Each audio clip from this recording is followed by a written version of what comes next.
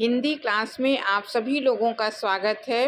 बच्चों, आज हम हिंदी व्याकरण के अंतर्गत वाक्यांश के लिए एक शब्द अथवा अनेक शब्दों के लिए एक शब्द इस चैप्टर को पढ़ेंगे।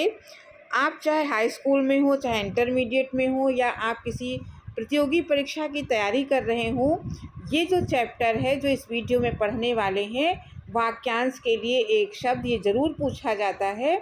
तो इसमें वाक्यांश का मतलब होता है कि कोई वाक्य जो है उसका एक अंश होता है, ये पूरा वाक्य नहीं होता है। वाक्यांश एक छोटा अंश होता है उसका, और उसके लिए एक शब्द निर्धारित होता है, निश्चित होता है। तो वो शब्द जब बताया जाता है तो पूरे वाक्यांश को कहने की ज़रूरत नहीं है, एक शब्द से ही पूरे वाक्यांश की व्याख्या हो जाती है। या इसको हम दूसरे तरीके से चैप्टर कह सकते हैं, अनेक शब्दों के लिए एक शब्द। 4-5 शब्दों के जो समूह होते हैं, उस समूह के लिए एक शब्द का चयन किया जाता है, तो वो आपका वाक्यांश के लिए एक शब्द अथवा अनेक शब्दों के लिए एक शब्द होता है। तो बच्चों, इस वीडियो में आज हम इसी को पढ़ने वाले हैं, डिटेल से पढ़ेंगे।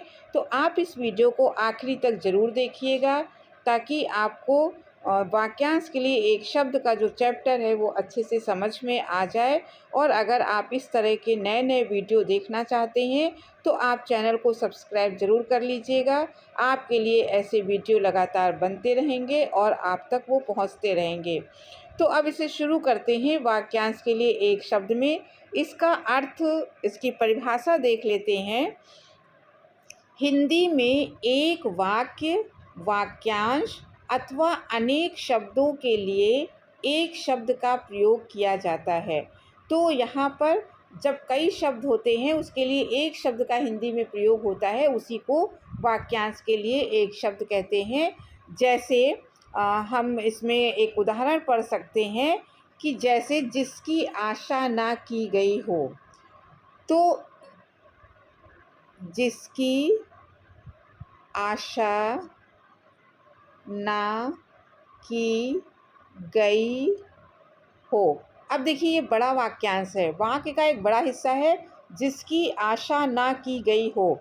तो उसके लिए केवल एक शब्द लिखने की ज़रूरत है, वो शब्द होता है अप्रत्याशित।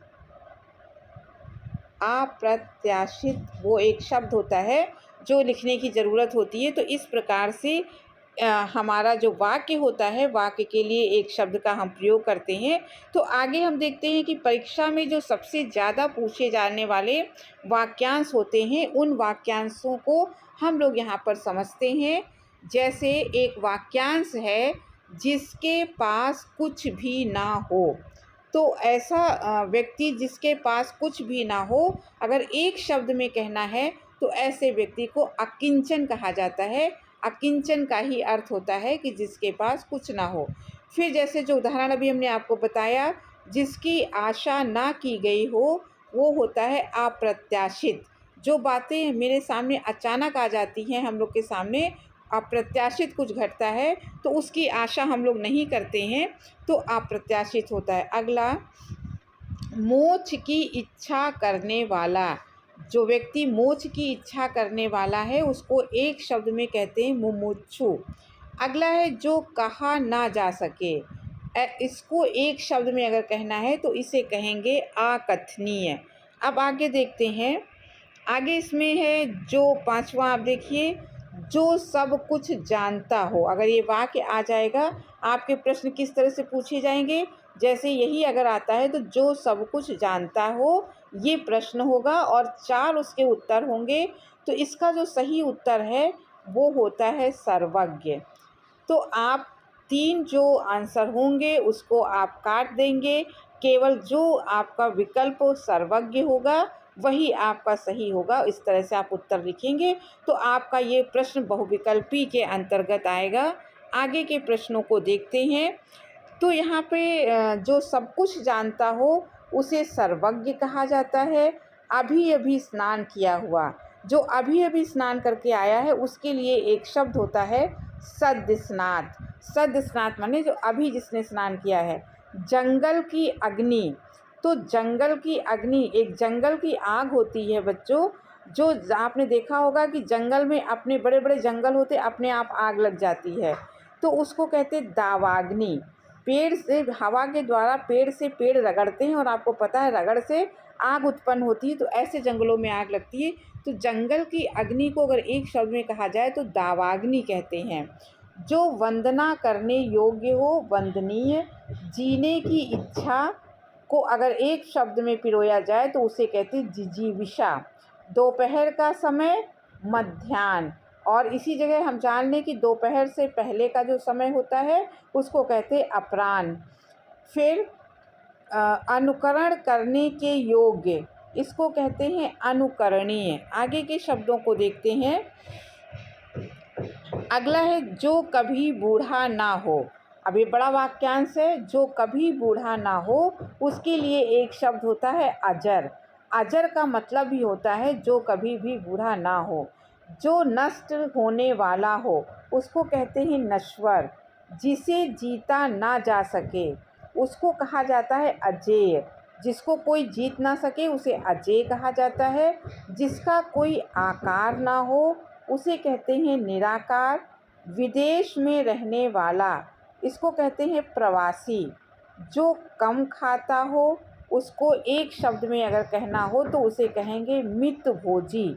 मितभोजी का मतलब ही होता है कम खाने वाला।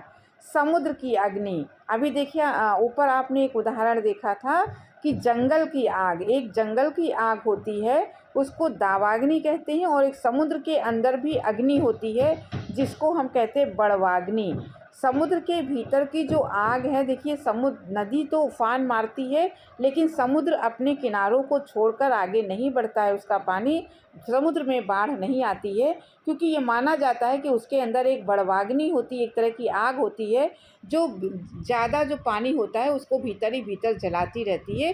तो समुद्र की जो सीमा है, अब पानी है अपनी सीमा के अंदर रहता है, ये ऐसा माना गया है। तो समुद्र की अग्नि अगर आपसे पूछा जाए प्रश्न में तो आपको यहाँ पर लिखना है बड़वाग्नि, और अगर आपसे पूछा जाए जंगल की अग्नि तो वहाँ आपको दावाग्नि बताना है। और एक प्रकार की आग बच्चों और होती है जो पेट की आग होती है। आप खाना खाते हैं, भूख लगती है तो हम कहते हैं पेट में बहुत आग लगी है, तो पेट की भी एक आग होती है, हमारे पके हुए खाने को भी वो अंदर जाके पकाती है, उसको कहते हैं जठराग्नि। तो ये 3 प्रकार की आग होती हैं, जंगल की आग दावाग्नि, समुद्र की आग बड़वाग्नि, और जो पेट की आग है उसको कहते हैं जठराग्नि। अब आगे शब्दों को देख लेते हैं। आगे हैं जो शब्द हैं 10 वर्ष का समय। 10 वर्ष के समय को हम लोग कहते हैं दशक। थोड़ा जानने वाला अल्पज्ञ। साथ में पढ़ने वाला उसे कहते हैं सहपाठी। बहुत अधिक बोलने वाला उसको कहा जाता है वाचाल। ज़्यादा जो बोलता है उसको वाचाल कहते। जिसका शत्रु जन्मा ही ना हो, माने जिसके शत्रु का जन्म ही ना हुआ हो उसे कहते हैं अजात शत्रु। 3 महीने में एक बार, तो 3 महीने में जो एक बार होता है उसे कहा जाता है त्रैमासिक। यहीं पे हम समझ लेना चाहिए हमें कि 3 महीने में एक बार जो होता है वो त्रैमासिक, और 1 महीने में एक बार जो होता है उसको मासिक कहते हैं, और 1 दिन में जो होता है उसको दैनिक कहते हैं, और जो एक पक्ष माने 15 दिन में एक बार होता है उसको पाक्षिक कहते हैं, और 1 वर्ष में एक बार होने वाले को हम लोग वार्षिक कहते हैं, और 6 महीने में जो होता है उसको हम लोग कहते हैं अर्धवार्षिक। तो इस तरीके से इसके कई बन सकते हैं।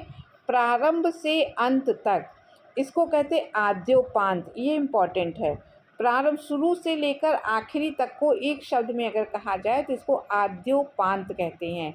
शरण में आया हुआ शरणागत, बिना पलक गिराए हुए अपलक। तो ये आपके जो महत्वपूर्ण आपके वाक्यांश थे जो परीक्षा में सर्वाधिक पूछे जाते हैं, इसी तरह के प्रश्न आते हैं। और भी कई हो सकते हैं, जैसे जिस स्त्री का पति मर गया हो उसको विधवा कहते हैं। जिस पत्नी का पति जिंदा हो उसे सधवा कहते हैं, या जिस पति की पत्नी मर गई हो उसको विधुर कहते हैं। जो ईश्वर में आस्था रखता है उसको आस्तिक कहते हैं, जो ईश्वर में आस्था नहीं रखता उसे नास्तिक कहते हैं। इस तरीके के बहुत सारे वाक्यांश हैं जो परीक्षा में आ सकते हैं। तो बच्चों, आपको ये चैप्टर अच्छे से समझ में आ गया होगा। आप 1-2 बार इस वीडियो को पढ़ लेंगे तो आपको अच्छे से ही याद हो जाएगा। आपको कॉन्सेप्ट अच्छे से समझ में आ गया होगा। वीडियो अगर अच्छा लगा हो तो आप इसे सब्सक्राइब ज़रूर कीजिएगा, लाइक कीजिएगा, अपने दोस्तों को अधिक से अधिक शेयर कीजिएगा। अब इस वीडियो को यहीं समाप्त करती हूँ। अगले वीडियो में फिर किसी टॉपिक के साथ मिलूँगी। तब तक के लिए धन्यवाद।